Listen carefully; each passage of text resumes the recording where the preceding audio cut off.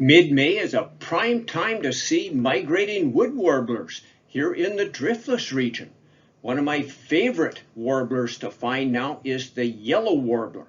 Notice this is a male right here, and he's pretty much all yellow. He does have some orange streaks on his breast if you get a good look at him from the front there.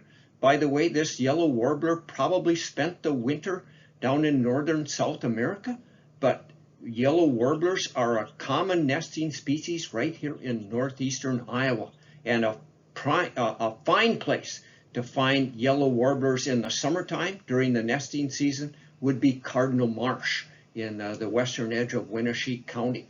So most warblers move north into Minnesota or Canada, but the yellow warblers stay right here.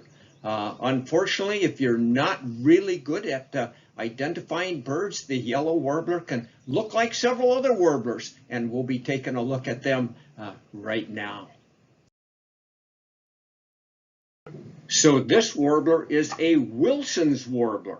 It looks a lot like that yellow warbler as we just got done looking at, but notice on the breast there and the belly there are no orange streaks, and the male has a little black cap. It's not very big, right on the top of his head.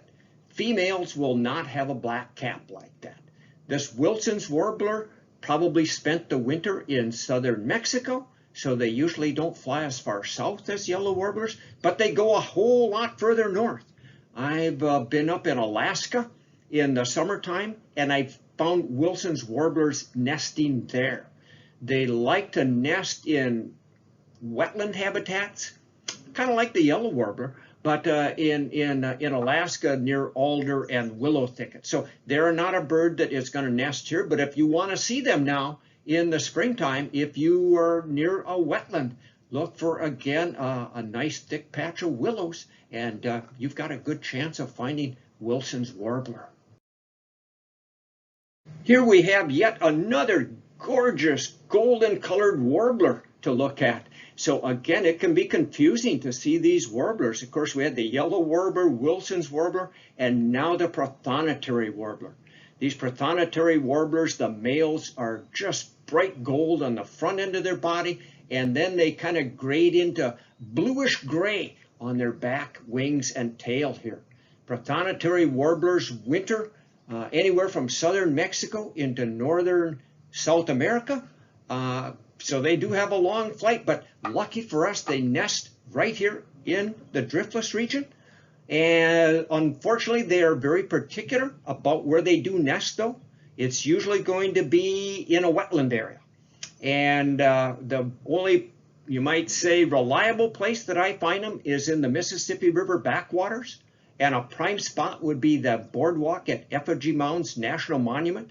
They nest in holes in trees, just like a chickadee. And sometimes those are dead trees right out in the water that they're, in the stumps or the trunks of. So if you happen to be out and about this early summer, watch for the bright flash of golden color of the prothonotary warbler in their nesting habitat. But right now, they could be near any water body during spring migration.